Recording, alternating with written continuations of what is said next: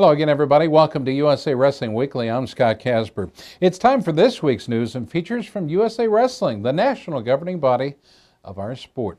Well, this week, the U.S. celebrates Independence Day with 4th of July events across our country. It's a great time for us to reflect on the freedoms and liberties that make America such a very special place to live. Well, there's nothing quite as patriotic as the U.S. Olympic team, our nation's best athletes, who will represent us at the Summer Olympic Games in London. Just 21 days remain until the opening ceremonies in England. Well, preparation does continue for the U.S. Olympic wrestlers, who will next week have their final domestic training camps at the Olympic Training Center in the Springs. Over the weekend, a number of men and women freestyle wrestlers went north of the U.S. border and saw action in Guelph at the Canada Cup. The U.S. had 6 individual champions at the event, with a pair of 2012 Olympians coming home with gold medals. 211-pound Olympian Jake Varner looked dominant on the way to his gold medal. Varner scored an impressive victory over a top Cuban opponent in the preliminaries and had a 2-period sweep over Manjot Sandhu of Canada in the championship finals.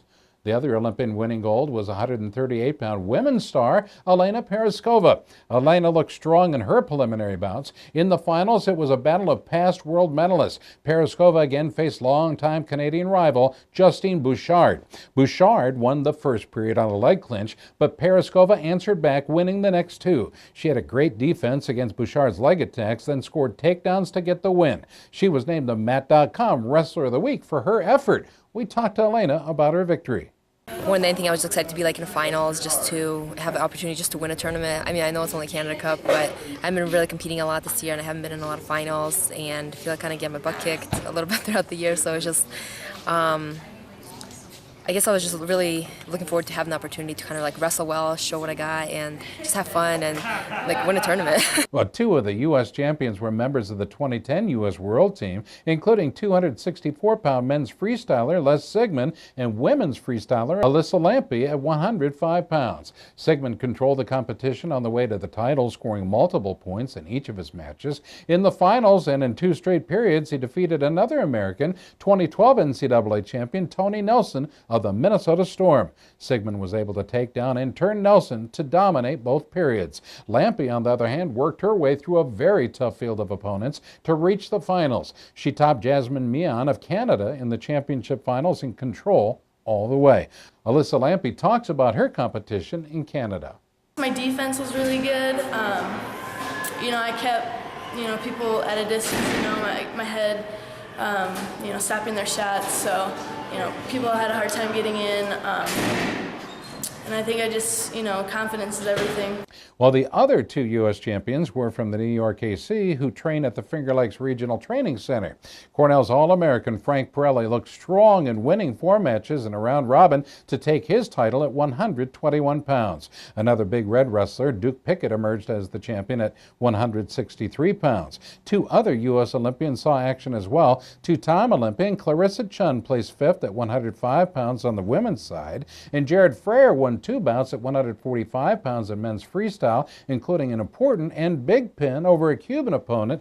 Then he withdrew as planned. Joining Nelson as another silver medalist for the U.S. was 2011 world bronze medalist Adeline Gray, who was wrestling up a weight at 158 pounds. Along the way and during competition, Gray scored a big win over Canada's 2010 world silver medalist Onoa Akufo. Former Cornell star Mike Gray won a bronze at 132 pounds, competing for the first time in almost 2 years. Another American bronze medal went to Joe Rao at 185 pounds. National freestyle coach Zeke Jones talks about the men's performance. Well, we came for, a few reasons, and we accomplished those reasons. So overall, I feel pretty good about it. It's all preparation for the Olympic Games. Right now, and that's what our focus is. Well, a day after the Canada Cup, an international youth event was held for 15 to 18-year-old athletes in the pre-junior division. The United States had an impressive showing in both the women's and men's divisions. In total, the U.S. women won 6 of the 9 gold medals awarded and came home with a total of 18 individual titles. Winning individual gold in the women's division, Amy Ho of Georgia at 43 kilos. Ho is a member of the 2012 U.S. Cadet World Team. ASIC's first team member, Cody Fow of Colorado Colorado at 46 kilo joined in the medal hunt. Farrel was a junior nationals runner-up last year. 52 kilo Iowan Cassie Herkelman joined the bunch. Herkelman is an ASICS first-team member as well. Stephanie Hampton of Michigan checked in at 56 kilos, had an impressive performance. Alyssa LaFrancis of California checked in at 65 kilos. LaFrancis is a 2012 U.S. Cadet World Team member and also an ASICS first-team member as well. Caitlin Hill of Michigan had a wonderful performance at 80 kilos. The men came from a number of states to represent the USA, and 3 earned individual titles. New York had great performances from 2 young men, including Anthony Finocchiaro and 130-kilo gold medalist Brian Irvin. The 76-kilo wrestler from California was Bradley Ohala, and he joined them on top of the podium. Now, when the totals were all added up, the U.S. men came home with 7 medals altogether. Congratulations to all of these young people for their outstanding performances in Canada. Well, the U.S. women's freestyle roster at 158 pounds has changed, with Allie Bernard named as the nominee to the 2012 U.S. Olympic team. Stephanie Lee, who won the Olympic trials event in Iowa City, accepted a 1-year suspension from the U.S. anti-doping agency based upon a positive doping test at the Olympic trials. As part of the suspension, Lee forfeits the results from the trials and is not eligible for the Olympics. Allie Bernard becomes the 2012 U.S. Olympic team trials champion. Allie placed 5th at the 2008 Olympic Games in Beijing, China. She won a bronze medal at the 2011 World Championships, which qualified the U.S. to compete at the Olympic Games in this weight class. She also competed in the 2009 World Championships. Bernard was a 2-time junior world champion and won a University World Championships title. She's a native of New Ulm, Minnesota. We talked with Allie about her opportunity and goals for London. I'm just really excited. I mean, it's a sticky situation and opportunity, but I mean, I'll take it, and I'm excited. I'm ready for it. It's going good. I've been wrestling live, and I feel good. I feel great. Everything looks like it's all lining up, so I'm excited. You know, you can just be that close to a medal, and you go home and with nothing. I'm just pushing it that extra mile this time. I'm doing the extra work. You know, I hope it pays off. National women's coach Terry Steiner has high hopes for Bernard in London. Well, I think having that Olympic experience before, I think is a great thing for her. I think she's going into the Olympics with a little bit different mindset. I think last one maybe she wondered if she, truly belonged there. I think this one she knows she, can do something at the Olympic Games, and she's working very hard right now. She seems very focused. She's just seems in a good place mentally. Well, last week we had a feature about fundraising events that were held for our Olympic wrestlers, which allow them to bring their parents and families to the London Olympics. Well, it's time for this week's fundraising update. In Colorado, a barbecue fundraiser was held for Colorado Springs resident Olympian Elena Paraskova. It was hosted at Rampart High School and supported by the Inspiration Church. People came out on a very hot day to enjoy great barbecue chicken and ribs, plus hamburgers and hot dogs and a large selection of sides and drinks. Elena was very grateful for the support of the community for her family. It makes me feel pretty special, actually, just to have just people I know and people I don't know, and people bring their friends and families and everybody just to come here just to support me. And I mean, I know you get to have the barbecue and have fun and everything, but it's just, I feel honored that people would come out here for me. Next, we go to Ohio, Akron, Ohio. An Olympic send-off day was held there for hometown hero Justin Lester. It was declared Justin Lester Day in Akron, and there was a free wrestling clinic, a community day event, and a send-off reception as well. Citizens of Waynesburg, Pennsylvania came out in big numbers for its hometown Olympian, Coleman Scott, in a series of activities over 2 days, including a clinic, autograph signings, meet and greet receptions, and even a night at the races. Scott will have another event this weekend in Oklahoma City with support from his Oklahoma State college community. Each of our 17 Olympic wrestlers come from different communities across the country, all who take great pride in their achievements and will be there to support them when they compete in London. Well, the Olympic Training Center is busy this time of year, as you might guess, with our 2012 Olympic athletes. Well, they're joined on the mats by some of our best young wrestlers who are aiming for the 2016 Olympics in Rio de Janeiro, Brazil, and beyond. Inspired? You bet. The young athletes from our 2012 FILA Cadet and 2012 FILA Junior World teams are now training right alongside Olympic-level athletes. They're not only prepping for their age group World Championship events later this summer, but they've got the next Olympic Games on their radar as well. Well, also on the mats are the Junior World Greco-Roman wrestlers that are training alongside senior level athletes in prep for the Junior World Championships in Pattaya, Thailand. We visited with Jordan Spieler of Florida, who will wrestle at 163 pounds at the Junior Worlds.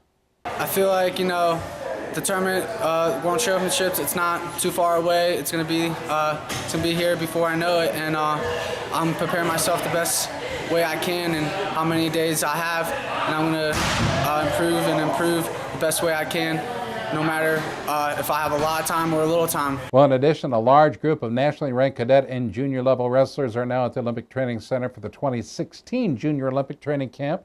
Hailing from all across the country, they have a full week living the experience of an Olympian. They train under top quality coaches, work out with other talented athletes, wrestle in live matches, study video, and challenge themselves. Mel Dow, a coach and leader of the 2016 camp, filled us in.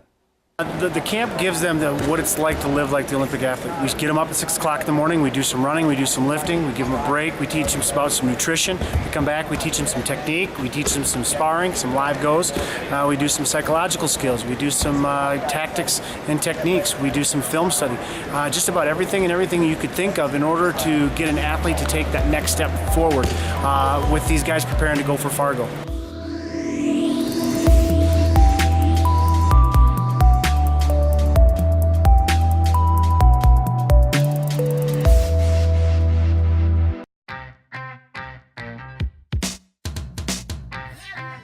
Has been there. They've been the lifeblood of the sport. It's been a long time, and they've been at the top of the game every year, forever. And I'll tell you what, now that I think about it, maybe that's where I've gotten my inspiration, because I always want to be in the top of my game in wrestling, and I think that's where ASICS is and wants to be as well.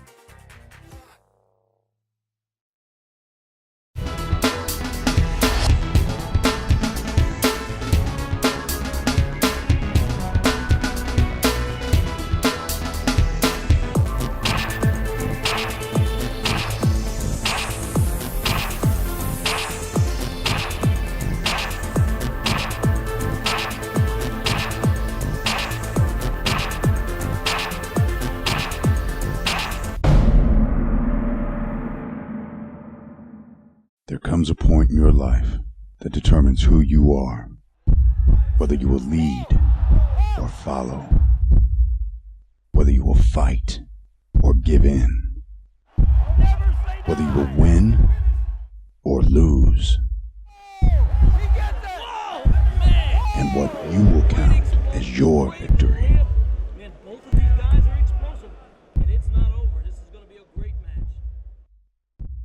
Next, let's go to Oklahoma City, Oklahoma, where last week the National Junior Duels was held. It was the final event of the USA Wrestling National Dual Meet Series. The event featured the nation's best high school wrestlers who were competing for their state teams. Team Illinois came home with all the hardware, winning the team titles in both Greco-Roman and Freestyle. It's been a great summer for Illinois, which won 5 of the 6 national dual team titles on the schoolboy, cadet, and junior levels. It was also the second straight year that Illinois has swept both styles at junior duels. Let's take a closer look and start with Greco-Roman. Illinois reached the finals against a tough Michigan Blue squad. The match started off with fireworks 4 different times. Michigan's Camden Bertucci finished the tournament 6-0 with a first-period fall over Jabari Moody at 100 pounds. 5 of Bertucci's 6 wins came by fall. Moody's older brother, Nkosi Moody, fired back for Illinois, pinning Taylor Tickner in the second period at 106 pounds. Michigan's Mitch Rogaliner next pinned Mark Duda in 56 seconds at 113 pounds. While the fall parade concluded at 120 pounds as Illinois' Kevon Powell planted Mike Rojas to score the fall at a minute 23 of the second period.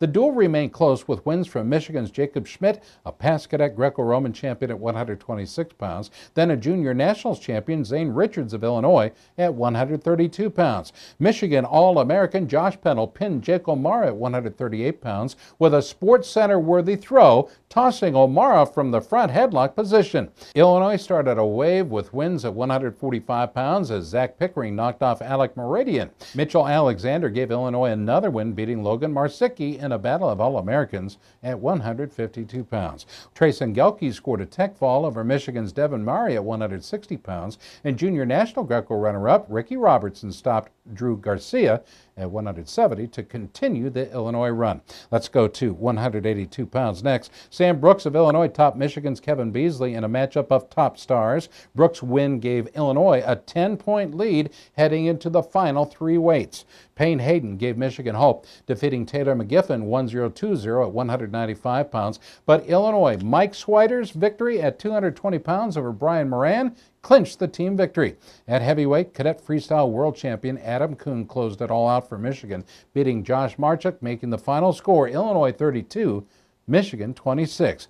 Minnesota Black placed third, stopping Wisconsin 31-25. Iowa placed fifth with a 37-25 win over Oklahoma Red. Georgia Black finished seventh, beating Pennsylvania 39-21. Well, the freestyle finals was between Illinois and Iowa, a battle of top wrestling powers from the Midwest. Illinois came loaded for bear, bringing 14 age group All-Americans to the finals. Illinois got a great start from the Moody brothers. Jabari, a cadet freestyle champion, topped Nolan Hellickson at 100 pounds, while Nikosi, a double champion in juniors last year, put away Tanner Roweeder at 106 pounds. Tommy Powelski, a junior nationals runner-up, kept Illinois rolling at 113 when he beat Kaz Ono. The first matchup of All-Americans went to Iowa as Dylan Peters topped Sebastian Peak at 120 pounds, while the biggest match perhaps came at 126 pounds, where Illinois' Jared Cortez, a cadet champion in 2010, topped University of Iowa signee Corey Clark 2-1-1-0. Well, two more of Illinois' hammers prevailed at 132 and 138 pounds, respectively, as junior national champion Jane Richards topped Iowa State signee Dakota Bauer. In 2010, cadet runner-up Bryce Brill shut out Kyle Larson. At 145 pounds, Iowa's Connor Ryan topped Keith Moylan to stop the Illinois run, but junior national runner-up Brian Murphy bounced back with a win over Iowan Jake Marlin at 152 pounds. Iowa Blue took two of the next three bouts with wins from Justin Cothey at 160 pounds and Alex Meyer at 182 pounds. Around Ricky Robertson's win, well, that one for Illinois at 170 pounds. Illinois closed the match with three straight wins in the upper weights. At 195, Taylor McGiffin defeated Marcus Harrington. Brad Johnson followed with a three-period win over Willie Miklas at 220 pounds. At heavyweight, Josh Marchuk stopped Joe Scanlon with the final score, Illinois 36, Iowa 22. Michigan Blue was third, stopping Minnesota Black 37-25. Oklahoma Red finished fifth, beating Wisconsin 40-21. Placing seventh was New Jersey, a 35-17 winner over Missouri. Only four athletes made all-tournament team in both styles. They include Grant Lamont of Utah at 152 pounds, Jaden Cox of Missouri, Camden Bertucci of Michigan at 100, and Joel Dixon of Oklahoma at 182 pounds. Let's take a look and a list of the junior dual all-tournament team, all undefeated in their style, on a roll.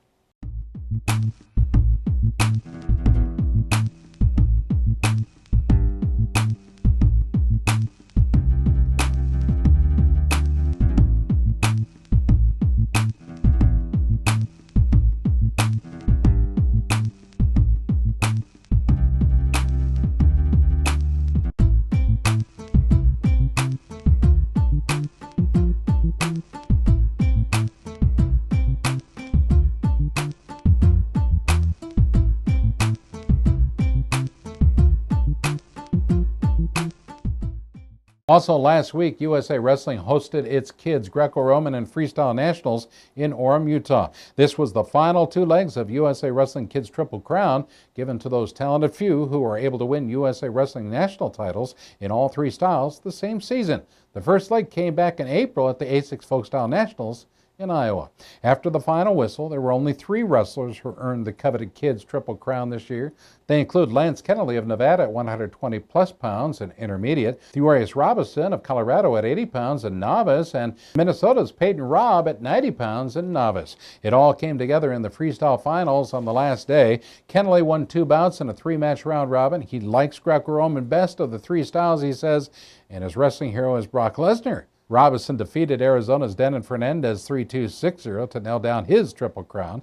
His favorite style is folk style. Rob won by technical fall over Oregon's Braden Ebbs to capture his Triple Crown. Rob's wrestling hero is his coach, Brendan Paulson, and his favorite style is freestyle. Not too bad. Two other wrestlers had dreams of becoming Triple Crown winners, winning their first two legs but were defeated in freestyle. Patrick Sampson of California in the novice division and Owen Webster of Minnesota in the schoolboy division. All in all, I'd say they had a pretty good year. There were 31 double champions, winners of both the Greco-Roman and Freestyle divisions in Utah. None of them were folk style champions in Iowa, so they were not eligible for the Triple Crown. Let's take a look at some video clips of some of these double champions. Here's Robbie Vaughn of Washington at 65 pounds in intermediate, Ridge Troop of Montana at 87 pounds in intermediate, Ridge Levitt of Idaho at 70 pounds, and novice Taylor Lamont of Utah at 105 pounds in schoolboy, Brian Barnes of Oregon at 175 pounds in schoolboy. Congratulations to all the champions and All-Americans, and on the kids level this year, you guys did a great job. Thank you so much. They're our future college and Olympic stars. Well, a memorial service has been set for the late, great Bill Farrel, the wrestling legend who passed away on June 9th at the age of 82. As we reported in June, Farrel was the head coach of the famous 1972 U.S. Olympic freestyle team. He was an athlete, coach, and administrator for the world-famous New York Athletic Club as well. Farrel was also the top wrestling executive for ASICS America, among so many other things in life, rich with achievement. The service will be held Sunday, July 22nd from 2 to 5 at the Siwanhaka Corinthian Yacht Club in Bill's hometown community of Center Island, New York. Those unable to attend in person can still be a part of the celebration by sending emails about Bill, which will be posted and read at the celebration. Please send these remembrances online to asicsnick@aol.com. Lots more international news is around the corner. You're watching USA Wrestling Weekly. Stay tuned.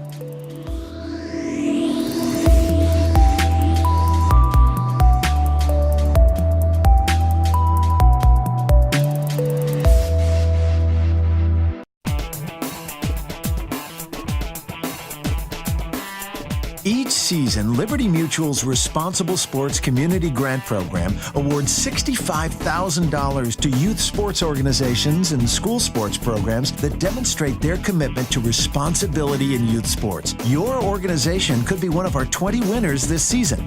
It's easy. Simply visit responsiblesports.com and click on the Community Grant Program. Administrators register their organization with the program, then reach out to rally parents, coaches, and team supporters to log on and review either the Responsible Sports Parenting or Responsible Coaching Guide. Then complete the quiz and showcase your mastery of the concepts. Every successfully passed quiz is worth a point that you can credit to your favorite youth sports organization or school sports program. Connect with friends, family, and neighbors to rally more support. The teams and schools with the most points at the end of the grant period win. It's that simple. Watch the leaderboard throughout the grant season, then rally more of your supporters to increase your totals. Liberty Mutual is committed to celebrating and championing youth sports and to financially supporting organizations that demonstrate their commitment to responsible sports. Join the movement and start earning points toward your community grant. Well, elections will be held in August for at-large positions on USA Wrestling's Board of Directors, as well as positions on several standing committees for USA Wrestling. These elections will be conducted during the 2012 USA Wrestling Board of Directors meeting in Colorado Springs, August 25th. Nomination forms and information on how to nominate a person for these spots are posted on themat.com. The deadline for receiving nominations for the election is Tuesday, July 31. If you want to serve in one of these positions of leadership, check it out today. Well, it may be time for summer barbecues and family vacations for many folks, but even after the 4th of July, USA Wrestling still has a busy schedule of great events. They include the annual USA Wrestling Beach National Championships as they return for the 6th straight year to Rochester, New York. The date, July 14th and 15th. National beach titles are up for grabs in the 6 age divisions. This is also the World Team Trials event for the U.S. team to compete at the 2012 Beach World Championships. The largest wrestling tournament in the world, the ASICS Junior and Cadet Nationals, return to Fargo, North Dakota the 13th and 21st of July. 17 different national events will be held on the floor of the Fargo Dome, showcasing the top high school athletes among both boys and girls. The top college recruits annually wrestle in this event, which is considered the most prestigious tournament in youth wrestling. Do watch out for the details about the webcast from this exciting event on themat.tv. And the big granddaddy of them all, the 2012 Olympic Games, will be held in London, England, August 5th through the 12th. Updates on all these great competitions, of course, featured in future episodes of this program and on themat.com. Well, it's time for our USA Wrestling Photo of the Week. These pictures are sent in by wrestling families and fans from across the country, and they're also being considered for the photo contest pages on USA Wrestler Magazine, as well as for USA Wrestling Facebook's page. This week, our photo of the week taken by Debbie Workman. It depicts Carter Tate of the Fallon Outlaws Wrestling Club from Fallon, Nevada, hitting a really nice single leg attack. Have your photographs considered for USA Wrestling's photo contest. You might see yourself or one of your kids on TV. Email your images to Gary Abbott at gabbott@usawrestling.org. Well, folks, that'll do it for this week's program. From all of us at USA Wrestling and USA Wrestling Weekly, happy birthday, America. Good night.